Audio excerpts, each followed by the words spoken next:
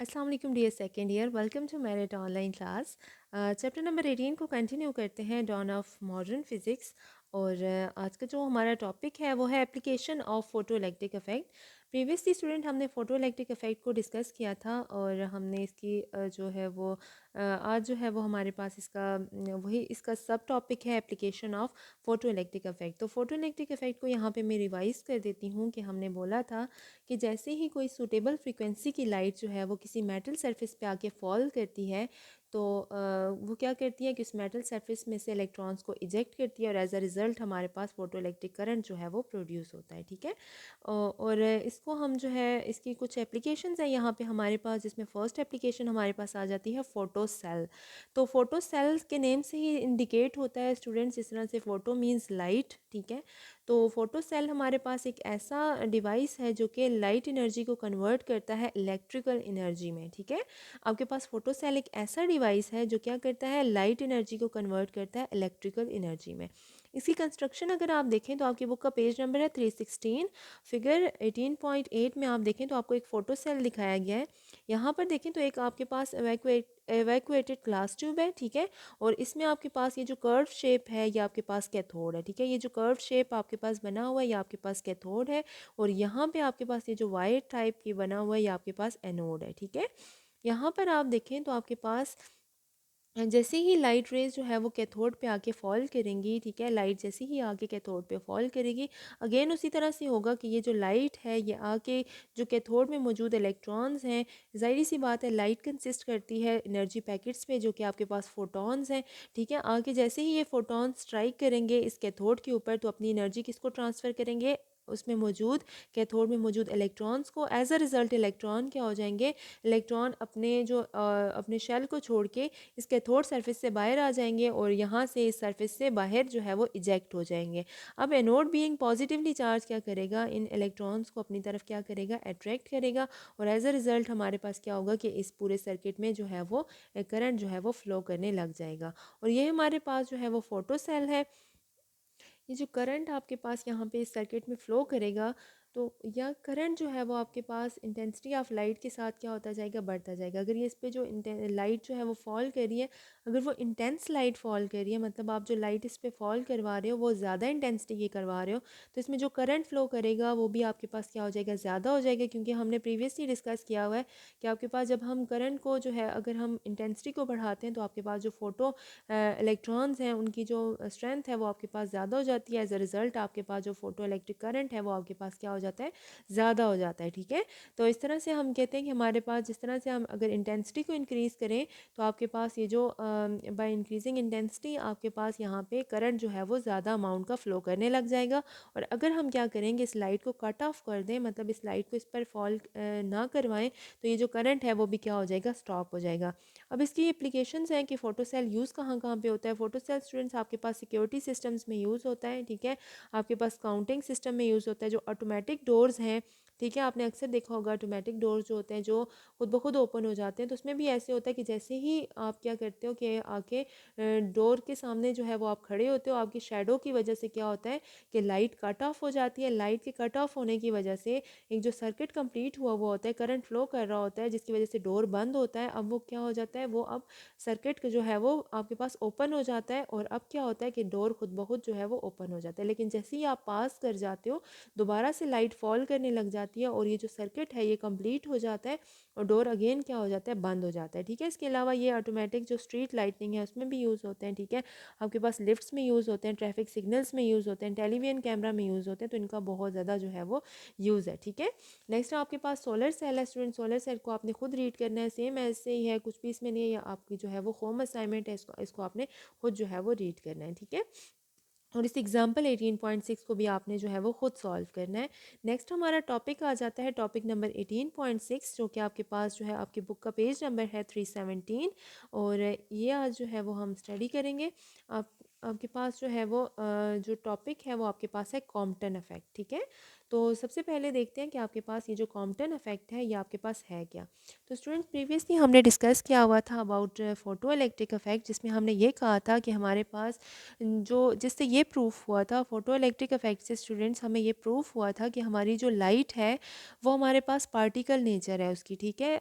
Wave nature तो है लेकिन लाइट की हमारे पास क्या है, पार्टिकल नेचर है। क्योंकि जैसे ही लाइट जो है वो आके किसी मेटल सरफेस पे आके फॉल करती है तो वो क्या करती है कि वो जो फोटॉन्स हैं वो अपना मोमेंटम ट्रांसफ़र करते हैं इलेक्ट्रॉन्स को, ठीक है। एज अ रिज़ल्ट क्या होता है कि इलेक्ट्रॉन मेटल सरफेस से बाहर आ जाते हैं। तो ये जो मोमेंटम है स्टूडेंट, ये जो यहाँ पे हमने वर्ड मोमेंटम यूज़ किया है, तो मोमेंटम हमारे पास जो प्रॉपर्टी है वो हमारे पास पार्टिकल की प्रॉपर्टी है, वेव की प्रॉपर्टी नहीं है, पार्टिकल की प्रॉपर्टी है। तो इसलिए हम कहते हैं कि हमारे पास फोटो इलेक्ट्रिक इफेक्ट से हमें ये तो पता चला कि हमारे पास ये जो लाइट है वो बिहेव करती है एज अ पार्टिकल। लेकिन अभी जो है हम कॉम्पटन इफेक्ट जो हम स्टडी करेंगे यहाँ पे जो हम कॉम्पटन इफेक्ट को स्टडी करेंगे तो यहाँ से हमें मज़ीद क्लियर हो जाएगा कि ये जो लाइट है हमारी वो उसकी जो नेचर है वो हमारे पास पार्टिकल नेचर है, ठीक है। तो सबसे पहले कॉम्पटन इफेक्ट की हम डेफिनेशन देखते हैं। तो डेफिनेशन यहाँ पे मैंने इसकी लिखी है student, the phenomena in which scattered photon has greater wavelength than incident photon is called Compton effect. इसको फिर से रीड करते हैं, the phenomena in which scattered photon has greater wavelength than incident photon, the phenomena is called Compton effect. अब यहाँ से इसको हम जो है वो एक्सप्लेन करते हैं। तो कंसिडर किया यहाँ पे मैंने एक इलेक्ट्रॉन लिया है जो कि रेस्ट पे है, ठीक है, और एक एक्सरे फोटोन, और इस एक्सरे फोटोन जो कि आके क्या करेगा, इस इलेक्ट्रॉन के साथ स्ट्राइक करेगा, ठीक है। और ये जो एक्सरे फोटोन जो कि आके इस इलेक्ट्रॉन के साथ स्ट्राइक करेगा उसको हमने कहा है इंसिडेंट फोटोन, ठीक है। ये जो एक्सरे फोटोन इस इलेक्ट्रॉन के साथ आके स्ट्राइक करेगा इसको हम कहते हैं इंसिडेंट फोटोन। अब जैसे ही ये आके इलेक्ट्रॉन के साथ स्ट्राइक करेगा तो क्या करेगा कि ये ख़ुद तो स्कैटर होगा, लेकिन देखें जैसे ही ये इलेक्ट्रॉन के साथ आके स्ट्राइक करेगा तो क्या होगा कि इलेक्ट्रॉन जो है वो किसी डायरेक्शन में क्या करेगा, स्कैटर्ड हो जाएगा। फॉर एग्जांपल इधर आके इसके साथ स्ट्राइक किया, इलेक्ट्रॉन इधर मूव कर गया और ये जो एक्सरे फोटोन था ये क्या कर गया, इधर स्कैटर्ड हो गया। अब ये जो है हमारे पास जो स्कैटर्ड हुआ है ये हमारे पास स्कैटर्ड एक्सरे फोटोन है और ये हमारे पास इंसिडेंट एक्सरे फोटोन है। और ये जो इलेक्ट्रॉन है जो किसी और डायरेक्शन में मूव कर गया वो हमारे पास क्या है, स्कैटर्ड इलेक्ट्रॉन है, ठीक है। अब इसी तरह से देखें, जिस तरह हम एग्जांपल लेते हैं कि आपके पास दो बॉल हैं, एक बॉल को आप स्टेशनरी रखें और दूसरी बॉल को आप क्या करवाएं, उस बॉल के ऊपर स्ट्राइक करवाएं, ठीक है। तो आपके पास क्या होगा कि ज़्यादातर यही होता है कि आपके पास वो जो बॉल है वो क्या होगी, दूसरी वो बॉल जो कि आपके पास स्टेशनरी थी, जब दूसरी बॉल आके उसके साथ स्ट्राइक करेगी तो वो उसको क्या करेगी, दूसरी तरफ मूव करवा देगी, और वो जो इंसिडेंट बॉल थी वो भी किसी और डायरेक्शन में क्या कर जाएगी, स्कैटर्ड हो जाएगी। तो यहाँ भी यही केस हुआ है, आपके पास जो है वो एक इलेक्ट्रॉन है और एक एक्सरे फोटोन आके उसके साथ क्या कर रहा है, स्ट्राइक कर रहा है। एज अ रिज़ल्ट क्या होता है कि हमारे पास ये जो इलेक्ट्रॉन है ये हमारे पास जो है वो दूसरी डायरेक्शन में मूव कर जाता है और हमारे पास ये जो इंसिडेंट फोटोन है ये क्या हो जाता है, स्कैटर्ड हो जाता है। अब ये जो हमारे पास देखें फोटोन था इसकी जो वेवलेंथ है स्टूडेंट, ये इसको हम कहते हैं लैम्डा आई, ठीक है। ये जो हमारे पास इसकी जो वेवलेंथ है फोटोन की, इसको हम नाम दे देते हैं लैम्डा आई, इंसिडेंट वेवलेंथ का हम इसको नाम दे देते हैं, ठीक है। आफ्टर स्कैटरिंग क्या हुआ, जब ये स्कैटर्ड हो गया तो इसकी जो वेवलेंथ थी वो हमारे पास लैम्डा एस होगी, ठीक है। अब जो हमारे पास इसकी जो वेवलेंथ है वो लैम्डा एस है। अब अकॉर्डिंग टू डेफिनेशन हम ये कहते हैं कि हमारे पास ये जो लैम्डा एस है वो ग्रेटर है लैम्डा आई से, मतलब जो स्कैटर्ड वेवलेंथ है वो हमारे पास ज़्यादा है इंसिडेंट वेवलेंथ से, ठीक है। अब यहाँ पर दोबारा से हम ये देखते हैं कि हमारी जो डेफिनेशन थी, अकॉर्डिंग टू डेफिनेशन हमारे पास जो स्कैटर्ड फोटोन है has greater wavelength than incident photon is called Compton effect, जिसमें आपके पास क्या होगा, स्कैटर्ड जो वेवलेंथ है वो ज़्यादा होगी इंसिडेंट वेवलेंथ से, और इस पूरे उसको जो फिनोमेना है उसको हम क्या कहेंगे, हम कॉम्पटन इफेक्ट कहेंगे। अब स्टूडेंट्स देखें यहाँ से हमें आपके पास क्या हुआ कि जैसे ही एक्सरे फोटोन आके इलेक्ट्रॉन के साथ स्ट्राइक करेगा, जैसे ही एक्सरे फोटोन आके इलेक्ट्रॉन के साथ स्ट्राइक करेगा तो वो अपना मोमेंटम किसको ट्रांसफ़र करेगा, इलेक्ट्रॉन को ट्रांसफ़र करेगा। देखें फोटोन जैसे ही आके इलेक्ट्रॉन के साथ स्ट्राइक करेगा तो वो जो अपना मोमेंटम होगा वो इलेक्ट्रॉन को ट्रांसफ़र करेगा। तो हमने फोटोन का जो मोमेंटम था, हमने जो प्रीवियस एक लेक्चर था जिसमें मैंने आपको मोमेंटम ऑफ फोटोन बताया था और इसकी जो हमने एक इक्वेशन ड्राइव की थी, और ये जो इक्वेशन थी हमारे पास वो क्या थी, P is equals to h divided by lambda. और यहाँ पे P हमारे पास क्या है, मोमेंटम है, H प्लैंक्स कांस्टेंट है, और लैम्डा हमारे पास क्या है, वेवलेंथ है। तो यहाँ से अगर हम इसी इक्वेशन को थोड़ा सा मॉडिफाई करें तो हम ये इस तरह से लिख सकते हैं that lambda is equals to, lambda को यहाँ ले आएँ तो lambda is equals to h divided by P। ठीक है, तो यहाँ से अगर आप देखें तो आपके पास मोमेंटम जब डिक्रीज़ होगा तो ऑटोमेटिकली वेवलेंथ क्या हो जाएगी, ज़्यादा हो जाएगी।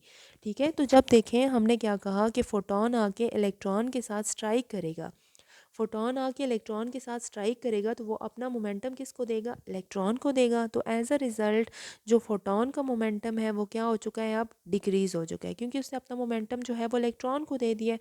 तो हमारे पास फोटोन का जो मोमेंटम है वो क्या हो चुका है, कम हो चुका है। तो जब फोटोन का मोमेंटम कम होगा, इस फोटोन का जो स्कैटर्ड फोटोन है इसका मोमेंटम कम है इससे, तो इसकी जो वेव लेंथ है, देखें इन्वर्स रिलेशन है, जब मोमेंटम कम होगा तो वेवलेंथ क्या हो जाएगी, बढ़ जाएगी। ठीक है, जब मोमेंटम कम होगा तो वेवलेंथ आपके पास क्या हो जाएगी, बढ़ जाएगी। ठीक है, तो यही हम कह रहे हैं कि आपके पास जो स्कैटर्ड फोटोन है उसकी वेवलेंथ इंसिडेंट फोटोन से ज़्यादा है। ठीक है, तो यहाँ तक स्टूडेंट मैंने आपको कॉम्पटन इफेक्ट के बारे में बताया। अब नेक्स्ट हम इसकी कुछ बेसिक जो चीज़ें हैं वो डिस्कस करने जा रहे हैं। पहला जो है हमारे पास that what particles do with particles. आपके पास जो पार्टिकल्स हैं वो पार्टिकल के साथ, मतलब अगर एक पार्टिकल को पार्टिकल के साथ कोलाइड करवाया जाए तो वो क्या होता है। ठीक है, पार्टिकल पार्टिकल के साथ उनका क्या बिहेवियर होता है।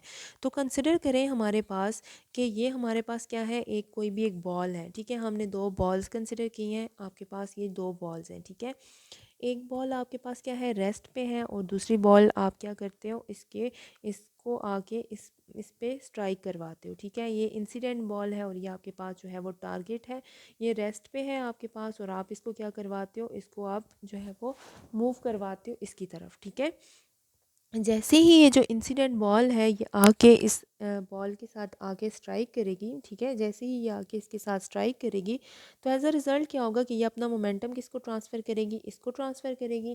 और फिर क्या होगा हमारे पास कि ये जो रेस्ट पे थी ये भी हमारे पास क्या हो जाएगा कि इस तरह से किसी और डायरेक्शन में मूव कर जाएगी, और ये जो इंसिडेंट थी जिसने आके इसके साथ स्ट्राइक किया ये भी किसी और डायरेक्शन में क्या कर जाएगी, मूव कर जाएगी। तो पार्टिकल पार्टिकल का बिहेवियर यहाँ पे हमने डिस्कस किया। दो बॉल्स हमने कंसिडर की और एक रेस्ट पर थी और एक को हमने मूव करवाया। तो हमने देखा कि जैसे ही इस बॉल ने इसके साथ स्ट्राइक किया ये भी मूव करके दूसरी तरफ चलेगी और ये खुद भी स्कैटर्ड होगी किसी और एंगल से किसी और डायरेक्शन में। तो बेसिकली जब पार्टिकल पार्टिकल के साथ जो है वो इंटरेक्ट करता है तो एज अ रिज़ल्ट क्या होता है, मोमेंटम ट्रांसफ़र होता है। नेक्स्ट हम देखते हैं कि व्हाट वेव्स टू पार्टिकल्स, के वेव्स पार्टिकल के साथ क्या करते हैं। ये तो पार्टिकल पार्टिकल हमने देखा कि पार्टिकल और पार्टिकल का इंटरेक्शन क्या था।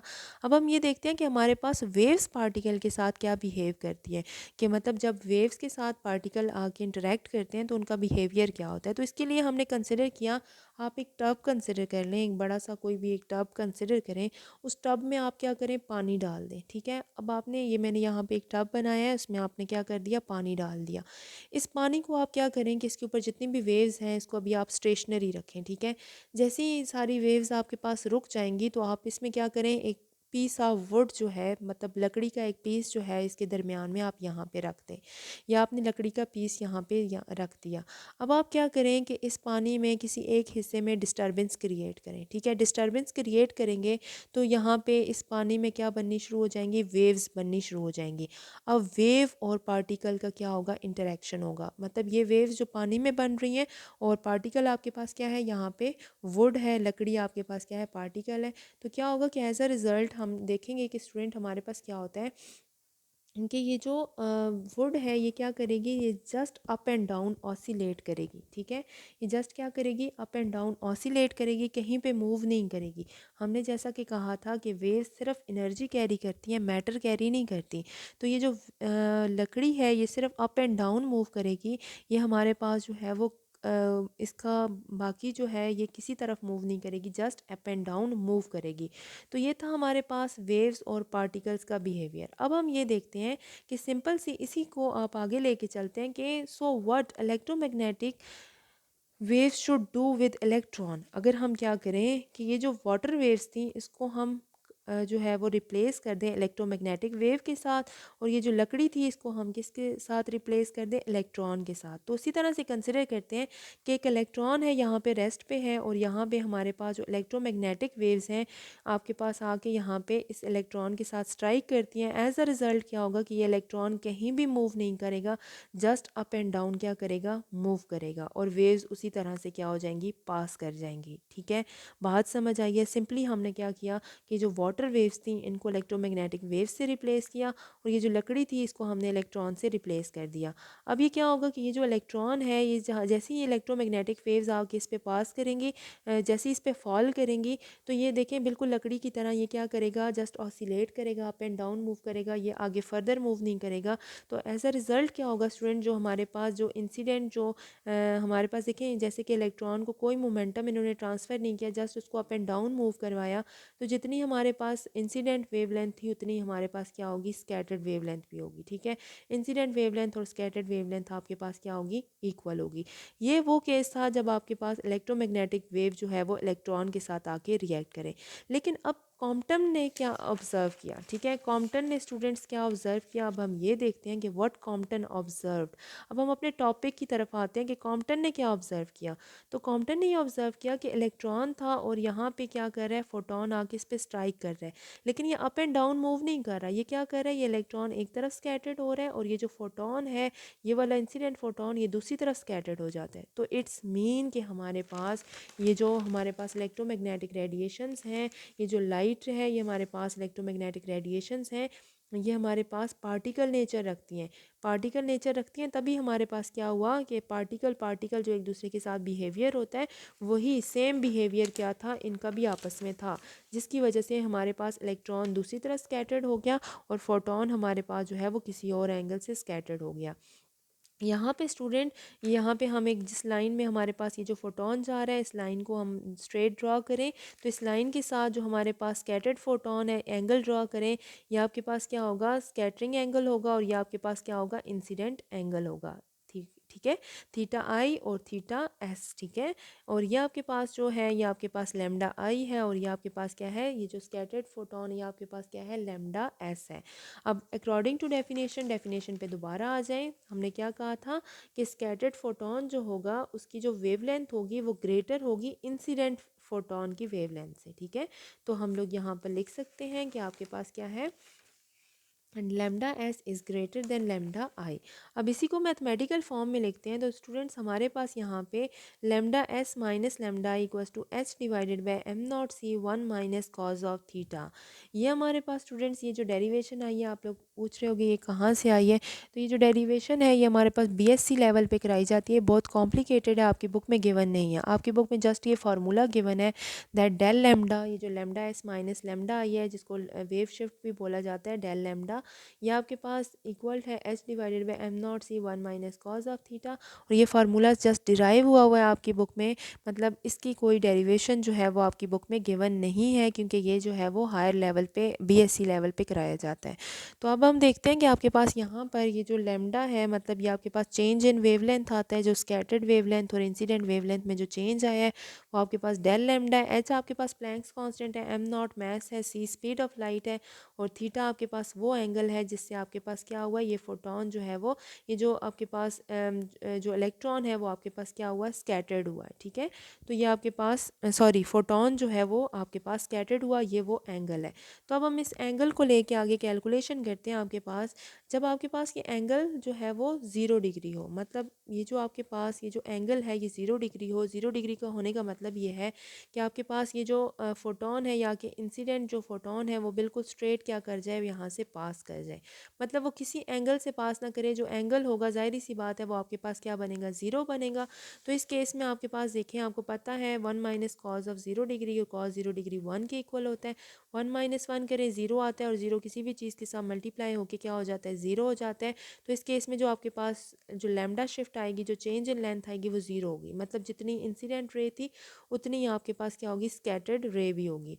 अब इसी तरह से आपके पास अगर जो है ये एंगल 90 डिग्री हो, मतलब आपके पास ये जो फोटोन है ये क्या हो जाए, इस तरह से स्कैटर्ड हो जाए, मतलब 90 डिग्री का एंगल बनाएं, तो फिर आपके पास ये इस तरह से हो जाएगा 1 minus cos 90 degree, cos 90 degree 0, 1 बच जाएगा और आपके पास लैम्डा, ये जो चेंज इन लैम्डा आएगा वो h divided by am not C आएगा।